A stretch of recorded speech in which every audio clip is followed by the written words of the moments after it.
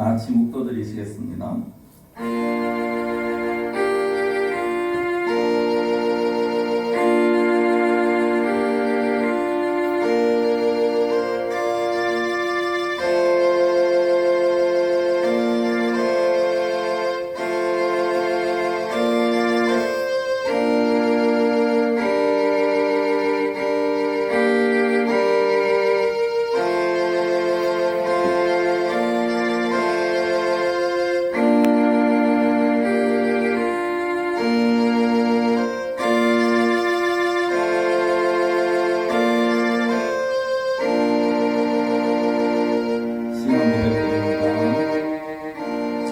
전능하사 천지를 만드신 하나님 아버지를 내가 믿사오며 그 외아들 우리 주 예수 그리스도를 믿사오니 이는 성령으로 잉태하사 동정녀 마리아에게 나시고 본디오 빌라도에게 고난을 받으사 십자가에 못 박혀 죽으시고 장사한 지 사흘 만에 죽은 자 가운데서 다시 살아나시며 하늘에 오르사 전능하신 하나님 우편에 앉아 계시다가 저리로서 산자와 죽은 자를 심판하러 오시리라.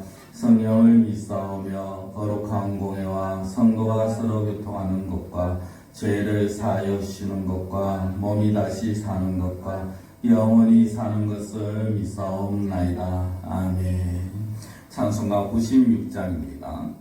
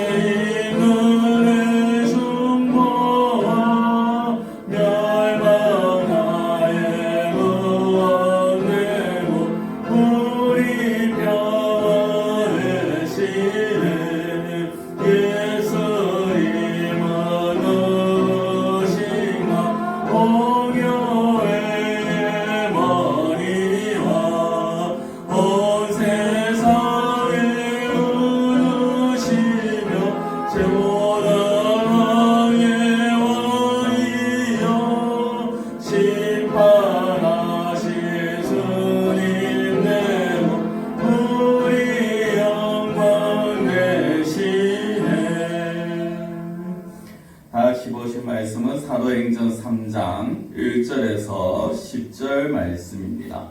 사도행전 3장 1절에서 10절 제가 봉독해 드립니다. 제9시 기도 시간에 베드로와 요한이 성전에 올라가 있어 나면서 못 걷게 된 이를 사람들이 메고 오니 이는 성전에 들어가는 사람들에게 구걸하기 위하여 날마다 미문이라는 성전문에 두는 자라. 그가 베드로와 요한이 성전에 들어가려 함을 보고 구걸하거늘 베드로가 요한과 더불어 주목하여 이르되 우리를 보라 하니 그가 그들에게서 무엇을 얻을까 하여 바라보거늘 베드로가 이르되 은과 금은 내게 없거니와 내게 있는 이것을 네게 주노니 나사렛 예수 그리스도의 이름으로 일어나 걸으라 하고 오른손을 잡아 일으키니 발과 발목이 곧 힘을 얻고 뛰어서서 걸으며 그들과 함께 성전으로 들어가면서 걷기도 하고 뛰기도 하며 하나님을 찬송하니 모든 백성이 그 걷는 것과 하나님을 찬송함을 보고 그가 본래 성전 미문에 앉아 구걸하던 사람인 줄 알고 그에게 일어난 일로 인하여 심히 놀랍게 여기며 놀라니라. 아멘. 잠시 기도드리겠습니다. 사랑의 하나님, 온 나라가 코로나라는 바이러스를 인해서 어수선하고 또한 모든 이들의 건강을 인하여서 이렇게 부득불 가정 예배로 대처하게 되는 이 현실을 하나님 굽어 살펴 주시옵시고 불쌍히 여겨 주시옵소서. 우리가 교회에 모여서 다같이 하나님을 찬양하고 하나님 앞에 예배 드려야 함이 마땅하지만 그러나 현실 이 시국은 저희들로 하여금 그리하지 못하는 어려움들을 일으킵니다. 하나님, 우리가 비록 이 땅에서 정말 이 시간에 교회에 모여서 같이 하나님 앞에 나오지 못한다 하지만 그러나 이 시간 우리가 드리는 한 가정에서 각자의 처소에서 드려지는 이 예배를 하나님 받아 주시옵시고 이 시간 저희들에게 이 영상을 통하여서 주시는 하나님의 음성을 하나님의 말씀을 깨달을 수 있는 귀한 시간 허락하여 주시옵소서. 하나님이 이 시간에도 함께 하심을 믿으며 모든 것을 예수님의 이름으로 기도드리옵나이다. 아멘. 오늘 제목 본문의 말씀을 가지고 예수 그리스도의 이름이라는 제목으로 말씀을 드릴까 합니다. 옛말에 대성 부른 나무는 떡잎부터 알아본다라는 말이 있습니다. 크게 될 사람은 어릴 적부터 남들과는 뭐가 달라도 다르다라는 것이죠. 뭔가 어릴 적부터 하는 행동이 다르고 말이 다르고 생각이 다릅니다. 예전에도 한번 말씀을 드린 것 같습니다만은 예전 신대원 동기들은 둘 중에 좀 특이한 아이들이 있었습니다. 좀 아이다복한 그런데요. 특이한 동기들이 있었습니다. 그들은 어떤 일들을 하든지 항상 보면은 어떤 시간을 정하여서 그 시간에 꼭 자기들만의 자리로 가는 이들이었습니다. 그 자리가 산인 자들도 있었고요. 또 아니면 어떤 동굴이나 아니면 각자의 방이었습니다. 그리고 그 시간을 정해서 그곳에서 무엇을 하느냐? 기도를 하는 것입니다. 수업 시간 이외에는 항상 그 자리에 자기들이 정한 시간에 꼭 그들은 참여를 했습니다.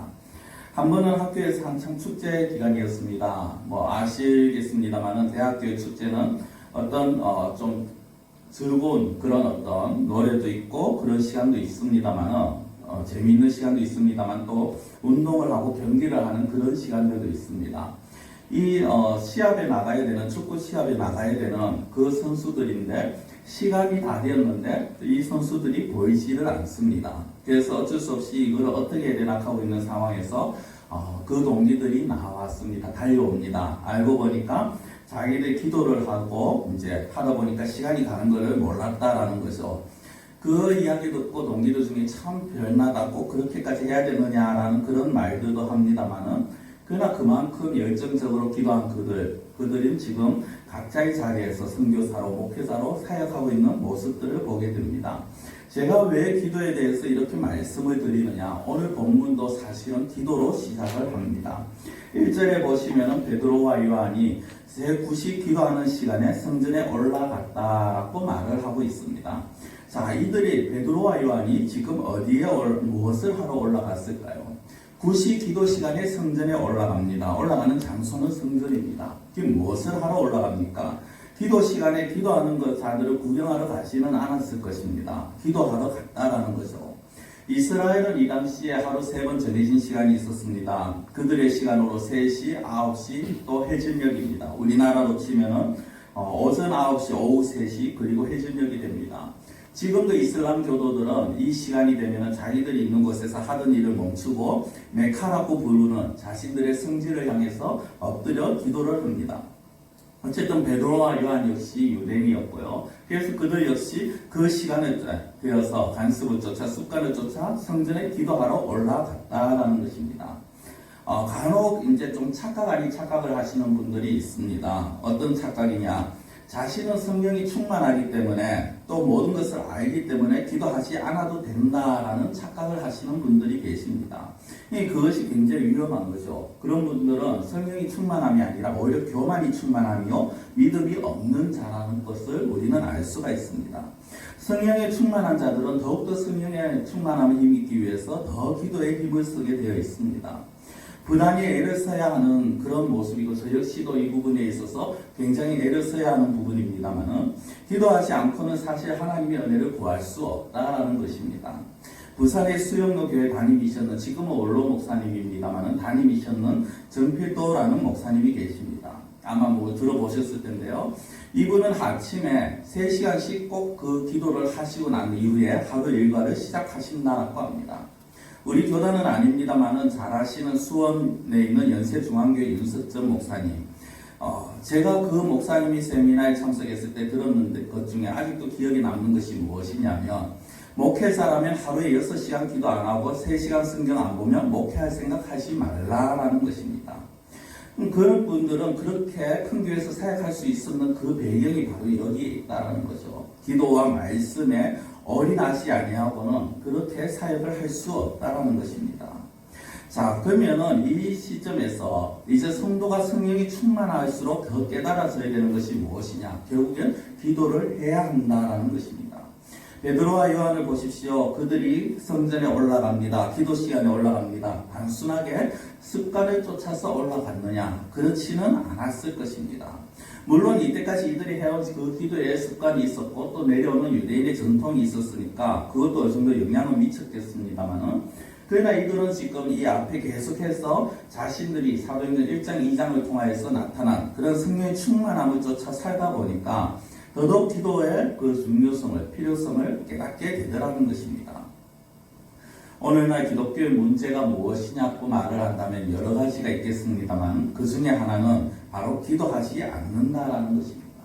성도가 기도하지 않고 살아간다라는 것, 정말 어떨 때는 아무 문제가 되지 않는 것처럼 느껴지기도 합니다. 그러나 그 기도하지 않는다라는 것이 사실은 얼마나 큰 위험을 가지고 있는지 모릅니다. 무조건 해서 새벽에 나와라, 무조건 저녁에 나와라, 제가 그런 말씀을 드리지는 않습니다. 그렇지만 우리가 기도하지 않고 살아갈 수 있다라는 그런 사탄의 마귀의 속삭임에 넘어가서는 안 될 것입니다.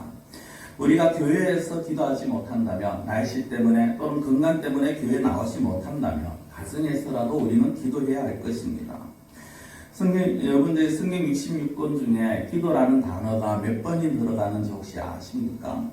제가 한번 확인을 해보았는데 기도라는 단어는 362번이 들어갑니다. 뭐 362번 하니까 별로 안 되는 것 같습니다만은 기도라는 단어만 포함하면 그렇고요. 그 외에도 부르짖는다, 마음을 토한다, 하나님 앞에 아뢰는다 이런 말들을 다 하면은 셀 수 없을 정도의 그런 단어들이, 의미들이 성경에 기록이 되어 있습니다. 그만큼 기도가 중요하다는 것이고요. 또 우리 주님께서도 기도하라 하셨고 심지어 사무엘 선지자는 무엇이라고 말합니까? 우리가 너무나도 잘 아는 것처럼 기도를 쉬는 것을 죄라고까지 그렇게 표현을 합니다.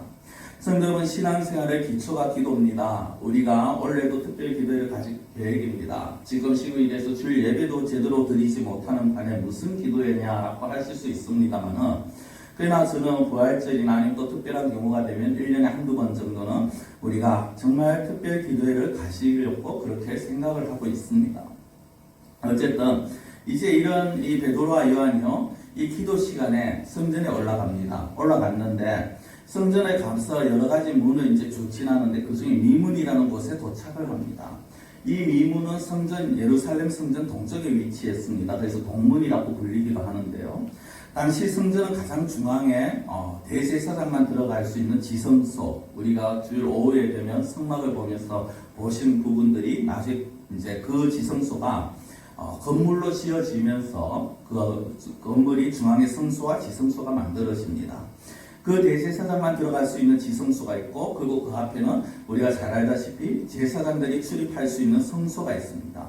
그리고 그 성소 밖에는 이스라엘의 남자들만 출입할 수 있는 뜰이 있고요. 그리고 그 뜰 바깥뜰에는 여인들이 출입을 할 수 있었습니다. 그리고 그 여인들이 출입할 수 있는 그 바깥뜰 밖에 또 그 주변에는 그 앞에는 누가 다닐 수 있느냐? 이방인들 가운데 하나님께로 돌아온 자들, 그런 자들이 이제 기도하는 그런 장소로 구분이 되어 있습니다. 그래서 어떻게 보면 제 밖에 정말 이방인들이 들어갈 수 없는 자리부터 시작해서 이방인 가운데 하나님 앞에 돌아온 자들, 여인들, 그리고 이스라엘 남자, 제사장 이렇게 성전 중앙으로 가면 갈수록 격격이 이제 별도로 쌓여 있고 문들을 통과해야 합니다. 이 오늘 본문에 나오는 미문이라는 곳은 동쪽에 있으면서 이방인들이 거할 수 있는 그 뜰에서 부녀자들이 기도할 수 있는 뜰로 연결되어지는 그런 대문입니다. 이 문 전체가 은으로 도금되어 있고 거기에 금이 박혀서 굉장히 휘황찬란한 그런 문입니다. 그래서 아름다운 미자를 써서 미문이라고 우리나라 성경에 그렇게 표현을 하기도 하고요. 유대인들이라면 이스라엘 사람이라면 이곳을 남녀할 것 없이 반드시 거치게 되어 있고 이방인들도 하나님을 믿는 자들은 이 문을 통과해서 들어오게 되어 있습니다. 당연히 사람의 왕래가 많고 구걸하기에 최적의 장소가 되어집니다. 근데 거기에 누가 있습니까? 본문에 보면 나면서부터 못 걷는 자다라고 합니다. 나면서부터 못 걷는 자. 이 나면서부터 못 걷는 자, 사도행전 4장 22절에 보면요. 그 나이가 40세 정도 되었다라고 그렇게 말을 하고 있습니다. 이 사람을 사람들이 메고 와서 미문에 데려다 놓습니다. 흔히 말하면 이런 겁니다. 너 혼자 먹고 살기 힘드니까 그래도 구걸하려면 사람들이 많은 곳에 있어야 되니까 우리가 그쪽에는 데려다 줄게 라는 것입니다. 그래서 어쨌든 사람들이 먹고 살 수는 있게 해주려고 구걸이라도 하라고 그렇게 메고 오는 그 모습, 참 이 사람 입장에서는 답답하고 그렇지만 한편은 또 굉장히 슬픈 그런 현실일 것입니다. 이 사람에게 있어서 그렇게 나면서부터 못 걷는 이 사람은 어쩌면 자신의 몸은 자신에게 굉장히 저주처럼 느껴졌을지도 모를 것입니다. 다른 사람들로부터 놀림도 많이 당했겠죠. 스스로 움직이지 못하니까 생활에 제약이 많이 따랐을 것입니다. 요즘같이 복지시설이 잘 돼 있어도 장애인들이 살기 힘들다라고 하는데 당시 환경에 나면서부터 걷지 못했다라는 것 얼마나 큰 고통이었는지 우리가 충분히 짐작해 볼 수가 있는 것입니다. 그런데 우리가 이 본문에서 사실 놓치고 있는 것이 하나 있는데 그것이 무엇이냐면 이 나면서부터 걷지 못했다라는 여기에 너무 우리가 집중을 합니다. 이걸 거의 다르게 표현하면 단순하게 육신의 문제를만 너무나도 우리가 집중을 하고 있다는 것입니다. 우리가 물론 예수님을 믿는 자들에게는 하나님의 능력이 나타납니다. 예수 그리스도의 이름으로 병고침이 일어나기도 합니다. 그러나 그보다 더 중요한 것은 이 사람의 지금 이 나면서부터 못 걷는 이 사람의 문제가 사실 이 시대 예수님이 부활하셔 승천하시고 난 이 초대교회 당시에만이 아니라 오늘도 수많은 사람들이 가지고 있는 문제라는 것이죠. 그 많은 사람들이 사실 이 눈에 보이는 이런 장애 그리고 또 어떤 면에서는 눈에 보이지 않지만 그러나 많은 사람들이 많은 문제들을 가지고 있다라는 것입니다. 우리 한번 생각해 보시기 바랍니다. 우리의 삶에 아무런 문제가 없습니까? 우리의 삶에 아무런 근심 걱정이 없습니까? 아무 고통이 없습니까?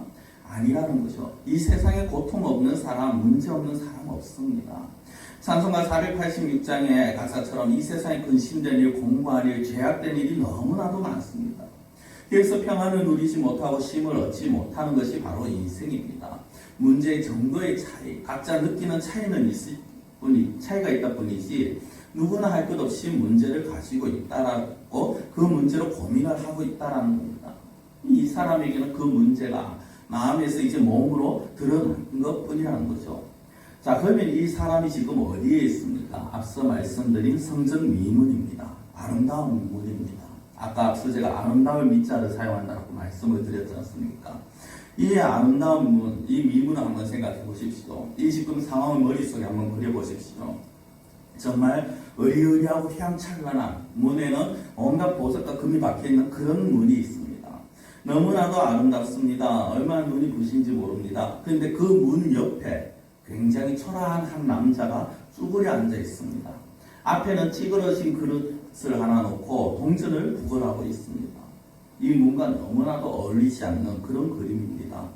이 그림을 저는 보면서 이 모습이 이 태어나면서부터 걷지 못한 이 남자의 모습, 미문 앞에서 구걸하는 이 모습이 어떤 면에서는 하나님 앞에 나가지 못하고 있는 그 사람들, 인류를 나타내는 것이 아니냐라고 생각을 해봅니다.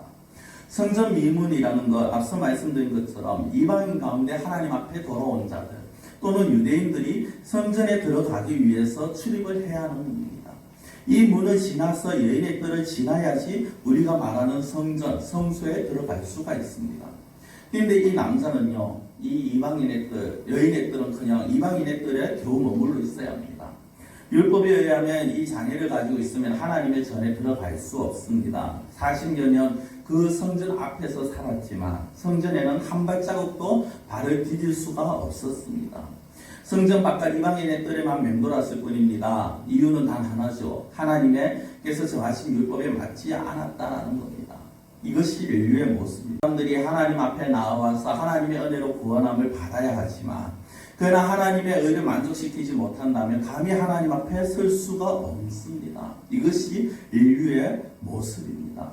쉽게 말씀드린다면 천국에 들어가고 싶지만 죄라는 문제 때문에 천국에 발을 디디지 못하고 있는 그것이 바로 인류의 모습이라는 것입니다.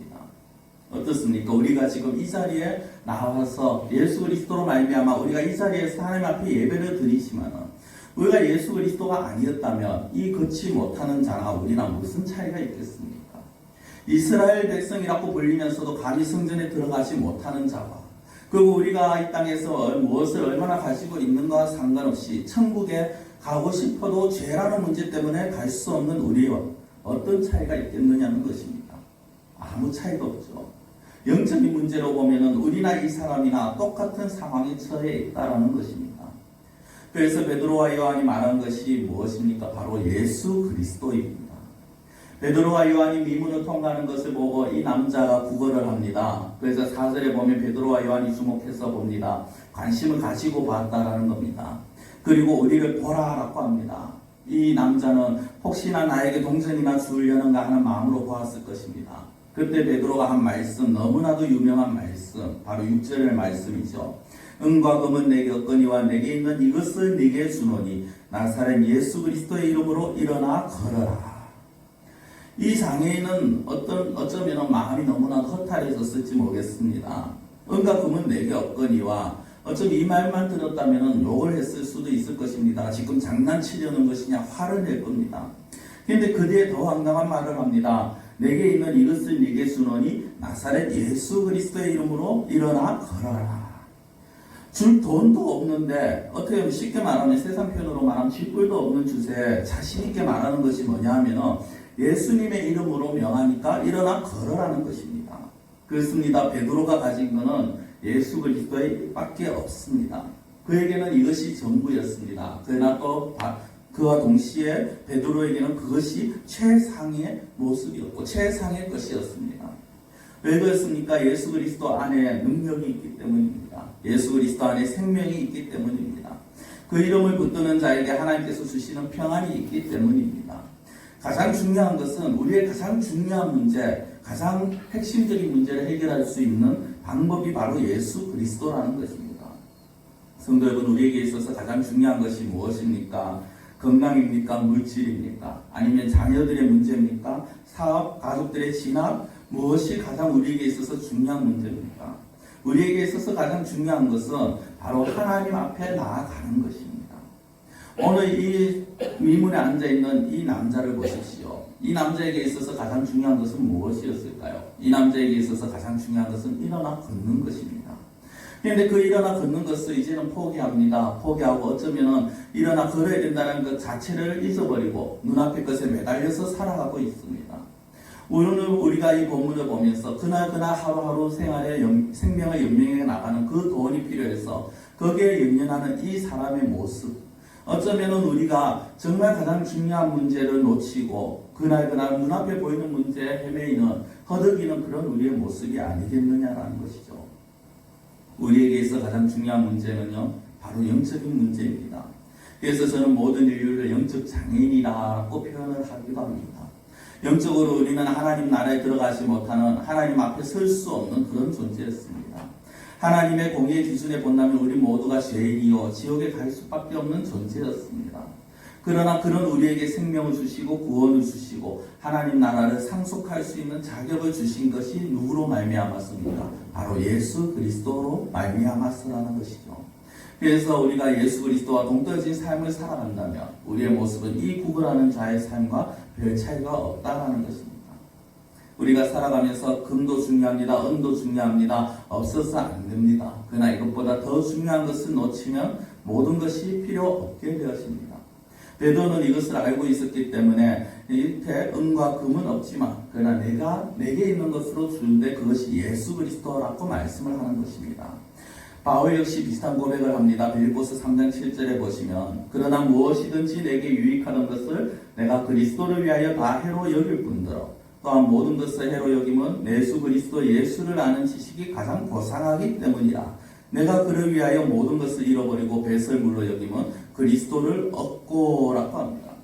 바울은 이제까지 자신에게 있어서 유익하던 것, 자신이 누리던 모든 것들이 다 배설물 같고 해로 여긴다고 말합니다. 이제까지 자기가 가지고 있는 그 모든 것들보다 그리스도가 가장 중요하고 가장 귀하고 그 예수 그리스도를 얻기 위해서는 모든 것을 버릴 수가 있다라는 고백을 하는 것입니다. 그렇습니다. 우리에게 있어서 가장 중요한 것이 무엇입니까? 우리가 무엇을 가장 소중히 여기고 있습니까? 재물과 건강과 여러 가지 이 세상적인 거 그냥 버리라는 것이 아닙니다. 우리가 누릴 수 있는 건 누리고 가져야 될 것은 가져야 됩니다. 좋은 직장을 다니면 좋습니다. 건강이 중요합니다. 물질이 없어서 후원날 빌리는 것보다 빌려주는 모습이 훨씬 아름답습니다. 그러나 이 모든 것들이 아무리 중요하다 해도 예수 그리스도보다 중요할 수는 없다라는 것입니다. 우리가 어떤 살아가면서 수없이 많은 선택을 해야 할 때 그 선택의 기로에서 가장 중요한 기준이 무엇이냐? 바로 예수 그리스도라는 것입니다. 베드로는 장애인에게 이 남자에게 물질을 주지 못했습니다. 먹을 것도 주지 못합니다. 그러나 그에게 있어서 가장 중요한 것이 무엇인지를 알고 그것을 주었는데 그것이 바로 예수 그리스도의 이름으로 그를 일으켜 세운 것입니다. 예수님의 이름은 능력이 있고 그의 이름은 바로 예수 그리스도 그 자신입니다. 예수 그리스도의 이름으로 일으켰다는 것은 예수 그리스도를 믿는 믿음으로 그를 일으킨 것입니다. 예수님은 능력의 주님이십니다. 병자를 고치시고 문제를 해결할 수 있는 분이십니다. 이 능력이 오늘날 저와 여러분들과 함께 하신다라는 것입니다. 말씀을 뵙겠습니다. 사랑하는 성도님들, 오늘 성전 미문에 앉아있던 자는 나면서부터 단 한 번도 걷지 못한 자입니다. 어쩌면 본인 의사와는 상관없이 당하는 고통이었을 것입니다. 그리고 하루하루를 구걸로 연명해 나가는 삶을 살았습니다. 그 자리에 기도의 자리를 찾아가던 베드로와 요한이 그를 만납니다.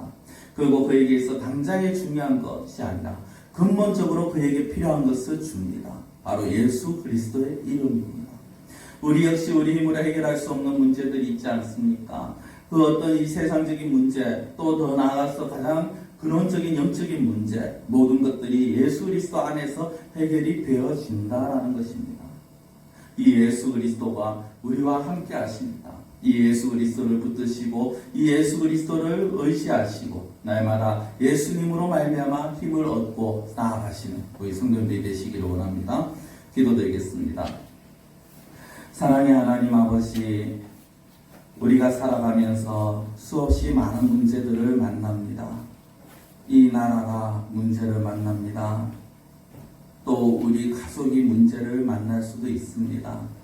어떤 상황, 어떤 문제들이 우리에게 닥쳐질지 우리는 알 수 없습니다. 그러나 그 문제들 앞에 앞서서 맞서서 우리는 당장의 그 문제들을 피하거나 해결하기에 급급한 나머지 어쩌면 가장 중요한 예수 그리스도를 놓치고 있지는 않은지 다시 한번 생각하고 우리 자신을 돌아볼 수 있는 저희 이 시간이 되게 하여 주시옵소서. 우리에게 있어서 가장 중요한 것은 바로 예수 그리스도입니다. 아무리 험악하고 아무리 힘든 시간이라 해도 아무리 힘든 문제가 우리의 눈앞에 있다 해도 예수 그리스도 한 분으로 우리는 힘을 얻을 수 있고 능력의 예수님으로 말미암아 우리는 이 문제를 헤쳐나갈 수 있음을 고백합니다. 사랑의 하나님, 사람들이 얼마나 오래 걸릴지 또 얼마나 힘이 들지 전부 다 고통스러워하고 괴로워하는 이 시국이지만 그러나 예수님께서 한번 말씀하시며 능력의 예수님이 한 번만 은혜를 베풀어 주시며 이 우리에게 닥쳐진 모든 일들이 해결되는 줄 믿사오니 하나님 아버지, 저희들을 긍휼히 여겨 주시옵시고 우리가 예수 그리스도의 이름을 붙들고 나아갈 때 우리에게 크신 은혜와 믿음을 다하여 주시옵시고 하나님, 이 모든 문제들이 우리 앞에 펼쳐진 모든 문제들이 해결될 수 있는 은혜들을 허락하여 주시옵소서. 간절원하고 예수님의 이름으로 기도드리옵나이다. 아멘. 교회 소식 전해드립니다. 당분간은 바이러스로 인하여서 우리가 이렇게 가정 예배를 드리게 되어집니다. 오늘 이렇게 동영상을 촬영을 합니다만 좀 더 나은 방법이 있으면 계속해서 연구를 해서 또 더 많은 분들이 어떤 식으로든 같이 하나님 앞에 예배 드릴 수 있는 그런 기회를 만들고자 합니다. 오늘 이것은 각자 카카오톡을 통해서 그리고 또한 교회 카페를 통해서도 이 유튜브 주소를 올려드리도록 하겠습니다. 혹시 주변에 모르시는 분들이 있다면 알려주셔서 같이 예배를 동영상 예배에 참여해 주시면 감사하겠습니다. 죽도록 마치겠습니다. 이제는 우리 주 예수 그리스도의 은혜와 하나님 아버지의 크고 무한하신 사랑과 성령님의 충만하심이 교통 역사하심이 예수 그리스도의 이름을 붙들며 모든 문제 가운데서 능력의 예수님으로 말미암아 힘을 얻고 의지하며 나아가기 원하는 사랑하는 모든 성도들과 또한 그들의 가정과 일터와 이 교회와 그리고 이 나라 위에 이제로부터 영원토록 함께 있을지어다. 아멘.